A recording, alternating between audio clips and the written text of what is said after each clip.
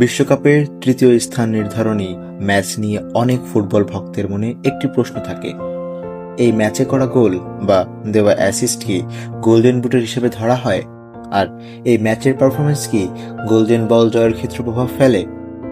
সহজে উত্তর দেই, হ্যাঁ, অবশ্যই। ফিফার নিয়ম অনুযায়ী তৃতীয় স্থান নির্ধারণী ম্যাচও বিশ্বকাপের অফিসিয়াল ম্যাচ। তাই এই ম্যাচে কোনো খেলোয়াড় গোল করলে সেই গোল তার মোট গোলের সঙ্গে যোগ হবে। একইভাবে অ্যাসিস্টও অফিসিয়াল পরিসংখ্যানে যুক্ত হবে। উদাহরণ হিসেবে ধরা যাক, কোনো খেলোয়াড় সেমিফাইনাল পর্যন্ত মোট 5টি গোল করেছেন। এরপর তৃতীয় স্থান নির্ধারণী ম্যাচে সে আরও 2টি গোল করলেন, তাহলে তার মোট গোল হবে 7টি। গোল্ডেন বুটের দৌড়ে এই 7 গোলই বিবেচনা করা হবে।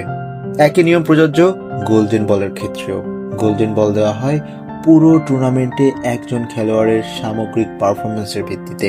তাই তৃতীয় স্থান নির্ধারণী ম্যাচে যদি কোনো খেলোয়াড় অসাধারণ খেলেন, গোল করেন, অ্যাসিস্ট করেন বা ম্যাচে গুরুত্বপূর্ণ ভূমিকা রাখেন, তাহলে সেটি বিবেচনায় আসে। তবে একটি নিয়ম মনে রাখতে হবে, গোল্ডেন বুট নির্ধারণে প্রথমে দেখা হয় মোট গোল। যদি একাধিক খেলোয়াড়ের গোল সমান হয়, তাহলে অ্যাসিস্টের সংখ্যা বিবেচনা করা হয়। এরপরও সমান থাকলে কয় মিনিট খেলা খেলোয়াড় এগিয়ে থাকেন। তাই তৃতীয় স্থান নির্ধারণী ম্যাচকে গুরুত্বহীন ভাবার কোনো সুযোগ নেই।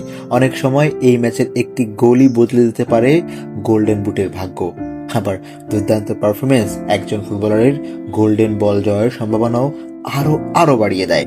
অর্থাৎ বিশ্বকাপের ফাইনালের মতোই তৃতীয় স্থান নির্ধারণী ম্যাচের প্রতিটি গোল, প্রতিটি অ্যাসিস্ট এবং প্রতিটি পারফরমেন্স ফিফার অফিসিয়াল রেকর্ড ও ব্যক্তিগত পুরস্কারের হিসেবেই যোগ করা হয়।